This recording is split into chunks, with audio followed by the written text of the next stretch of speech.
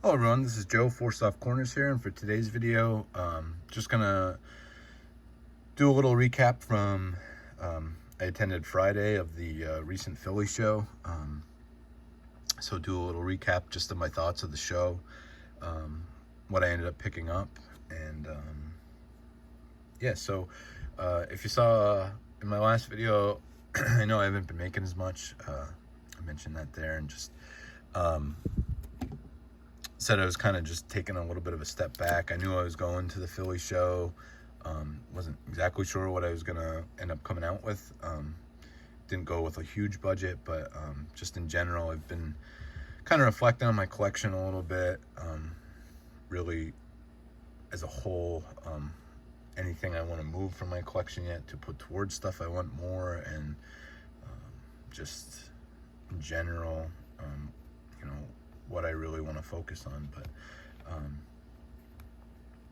so I ended up going to the Philly show. I mentioned in my last video too, definitely going forward. This was my first time attending. Just from, I mean, it's a card show, so I knew it was going to be great. And just from everything I heard from everybody, I knew it was going to be I just knew it was really kind of what I would enjoy, and did not disappoint in any way whatsoever. As a whole, a really great mix, I think, of modern stuff. I think the majority, I would say over 50%, is vintage. But you still have a great mix of stuff, and it was just so nice to be able to have a more manageable floor than what I'm used to as bigger shows, as the National in Cleveland and Atlantic City. And just not as much corporate stuff, and it was just really nice. And even better, it was, you know, less. It's about 2 hours away from me, so definitely manageable in one day to just go there and back. Spent about 5.5 hours there, and the show's 3 times a year, so definitely plan on going to the one in December, and maybe going Saturday and spend the full day there. I believe it would be 8 hours. But so literally, like, as soon as I walked in the door, I think it was the second table I saw was Howie Chasser's table from I believe it's called A Few of My Favorite Things. He's been featured on, Theo's interviewed him a lot of times, and saw his stuff for the first time at the National, and really great, unique, cool stuff. Always enjoy hearing his take on things on Theo's channel. And saw his setup at the National. Didn't get to talk to him at all, but I mean, ended up talking to him for like almost 45 minutes. In fact, my friend Bryn that I went with did like one quick lap around the whole place, and he came back and I literally made it like 10 feet. But anyway, I appreciate that he took the time to talk about things for that. So was looking through his stuff, and a lot of stuff in general, a little bit, definitely was out of my budget. I came in, basically my budget from the National, I walked away with $50 left over, that I did not spend. So had that with, and kind of my intention was just to check things out, and was actually pretty happy with, I think I ended up spending $70 total, but was pretty happy with the restraint, to not, in a room of cardboard. That's awesomeness, just to not go crazy. But was looking through some of his T205 and T206 stuff, and saw this one, and definitely want to keep picking up Phillies stuff. Have one Phillies T205 card, so now have this one too. So this is the Sherry McGee. Definitely well loved, but trying to get that focus in at all, but still really happy with that, and just wanted to, like I said, after talking with Howie for so long, wanted to pick up something from his table. So then just spent the rest of the time pretty much walking around.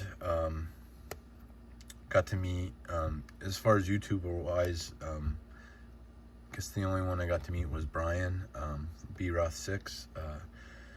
Walked by his table, sorry.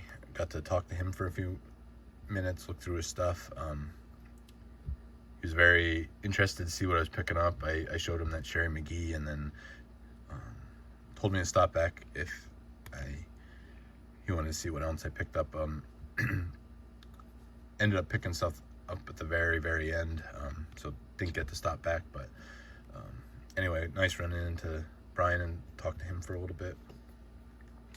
So these are really going to be off the wall, but just kind of, this is always going to, so if anybody's watched my last video where I kind of did a response to Brian from High Pop Professor, just where we see our collection going, or what % complete we think we are. I definitely want to focus in on things I really want, truly want, and save up for those. At the same time, I'm always going to pick up stuff like this sometimes. And when it's, really low cost stuff, as long as I'm having fun with it, I'm happy. So that's what these are. It's kind of probably one of the smaller booths at the whole show. I saw a guy, he had a Jim Eisenreich jersey on, with the 93 World Series patch, so that was just cool to me in general. And then, he had some Pokemon, and I feel like he just kind of had stuff that was, more popular names and stuff to try and sell, but kind of was right up my alley for a few things I wanted. Even before the National, kind of maybe weeks or months before that, I rewatched The Last Dance about the Chicago Bulls dynasty and Michael Jordan, and I definitely, probably even before baseball, like one of my first loves as a kid was Jordan, and collecting his stuff and watching the Bulls. And so I definitely wanted something in my collection. I knew his stuff can get very pricey really quick, but he had a bunch of just singles there. So this is just from Flair Ultra. I honestly don't know if this was like some kind of different set. I don't remember ever seeing this card. I think it's 96 Ultra, but just always loved Flair Ultra. Just love the little bit of hollow foil on that, and where it says Ultra there. So, and I think he had, I don't even know, like $5 or something in this card, but I think pretty much all his stuff were in magnetics. So, figured you couldn't beat that either. Probably at least like $2 to $3 worth of value there. And then this one too, from 95, 96 Flair Metal Universe. Just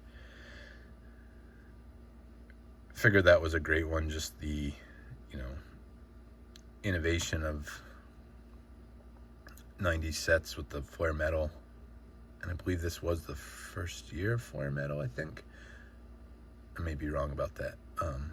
But just iconic Jordan there with the tongue out going for the layup, posting up on defense there.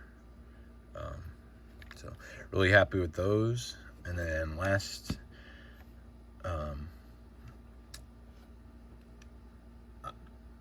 pretty much, just through part of her senior season and then her debut now in the WNBA.